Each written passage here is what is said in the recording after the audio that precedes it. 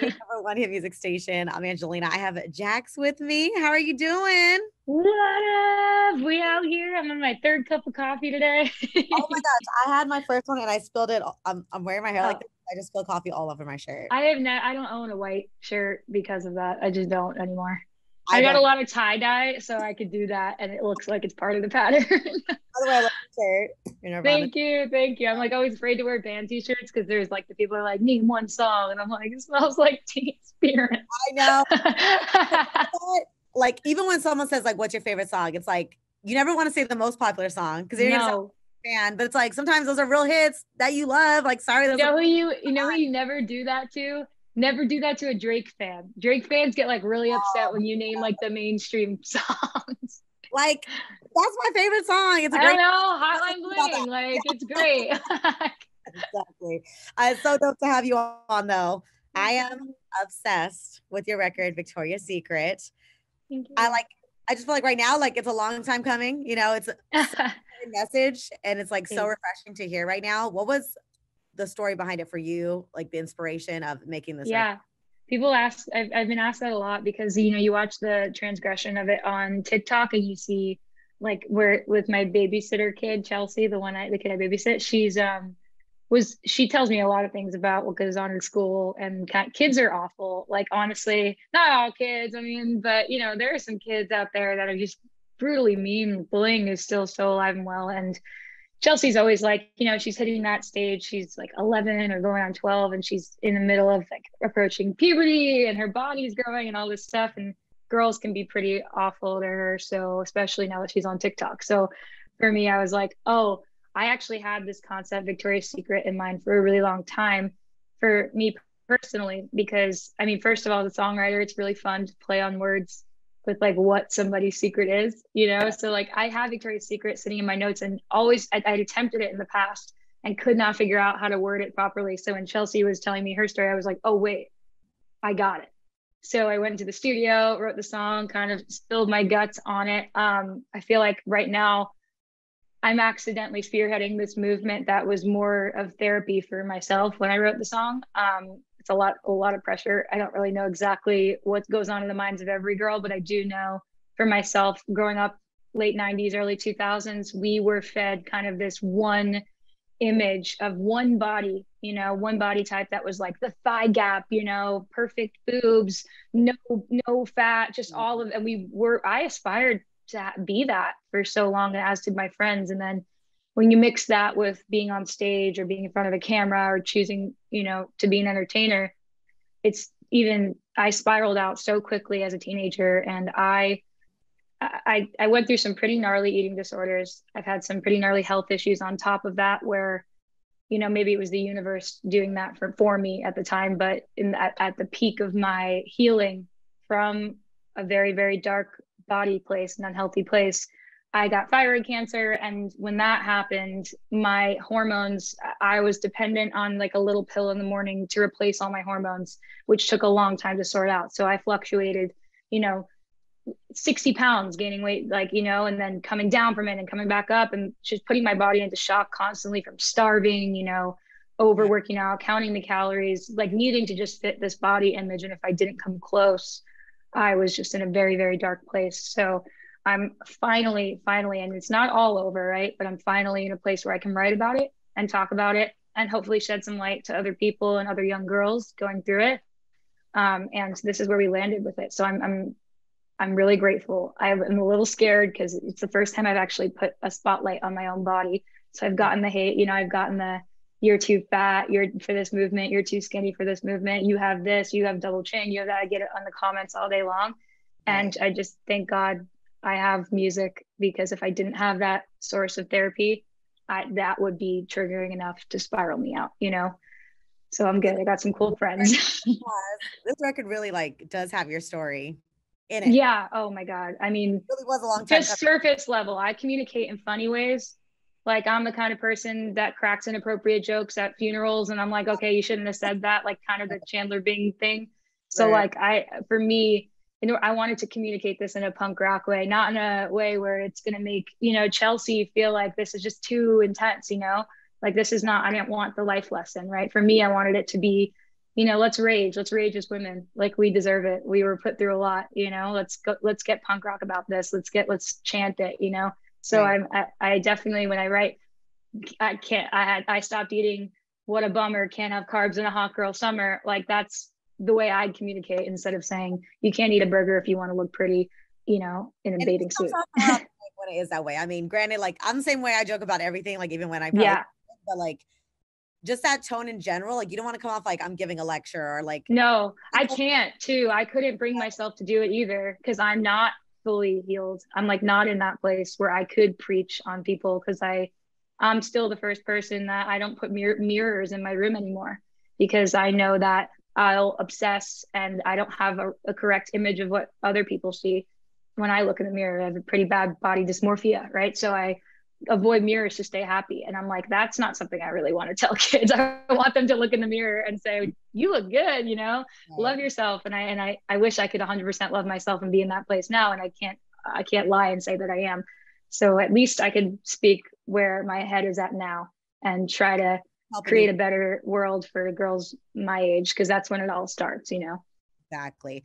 And I'm Yeah. glad even exactly I was just gonna say because now I would say there is more inclusive brands. Like we got Yes. like Fenty and all these like amazing brands. But Yeah. like growing up, I didn't know where else to get underwear if it wasn't No. just Victoria's Secret. Like they had the fashion show, they're in the magazine. Yeah.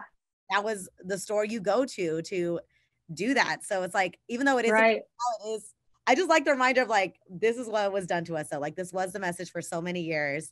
Yeah. Now I that it's mean, take the marketing, like, take the new campaign for what it's worth. I think for me, that was something I'm struggling with now because really as a songwriter, when I write the song, I it was cool that it stuck out to me as a brand with Chelsea and whatever that was going on. But it was a metaphor for me. It wasn't necessarily targeted at just Victoria's Secret. It wasn't even, and I feel bad. I even had to like write something up because I know there's a lot of girls my age that are working in marketing over at Victoria's Secret, and that they actually pride themselves in their jobs. And there's a lot of models that are beautiful, that are over there. I don't, it wasn't ever my like initial intention in any way, shape, or form to take down a brand. Like I'm not keeping up with Victoria's Secret marketing strategy or their new rebrand or their campaigns. Like I don't follow them. For me, it was more like, this is my story. This is the damage it did. And please don't let it do it to you. But it's not necessary. Unfortunately, it's not really my job as a songwriter to, you know, think about the new campaigns of other brands and things like that and your follow. experience and it's your story. Yeah, I feel bad. I really do feel bad, but it is just only my job to tell my truth and then see what happens from there. And hopefully it's like an icing on the cake situation when other people also connect with my truth and like went through the same thing. And for me, that's my job. Like I get to sing about things that happened to me and then hope that it's healing for other people when they listen to it. So Yeah, and hope we it's did it. something people definitely relate to. I mean, you have gone ridiculously viral. Your It's a TikTok, lot right now. like That's Right Sounds, always on my For You page. A song, Oh, sorry. yay. Journey like with TikTok and like how much that has changed your life because it has done that for so many artists. Yeah, I was working out in LA check by check, maybe, like you end up signing really bad contracts when you come out here with $30 to your name that kind of lock you in for a long time and don't pay you enough. So as a songwriter in LA, you basically just go and write and write and write and write and write and write until something finally sticks. And maybe that thing that sticks could pay the bills for a month. So I would be overworked, kind of doing 2 writing sessions a day for other people, ghostwriting, and people wouldn't know it, right? So when the pandemic hit and I had a minute to myself where we actually weren't even allowed in the studio, to cut things and whatever, so everything slowed down, it gave me the opportunity to start putting my own music out on the internet. And then also like funny point of view videos and things that are actually my personality. Yeah. And I didn't expect it to do what it did, but I will say, I it was one of the good things to come out of the quarantine Right. because there are certain people that really needed to take a step back from their work, and I was one of those people because I wasn't even writing good songs towards the end of it. Like I was just recycling ideas and overworked. So TikTok as a songwriter just changed my world and changed my entire life. Finally, people were actually listening to my music. I basically had my cousins and my Instagram followers, the very little, and my parents just, championing everything I was doing. So now I get to put it out and there are people watching. So it's the dream, I guess. Yeah. Well, that's so cool. So kind of like music kind of became strictly a job for you and you kind of found your passion again. Yeah. Yeah. I was so sad. Honestly, I was tired.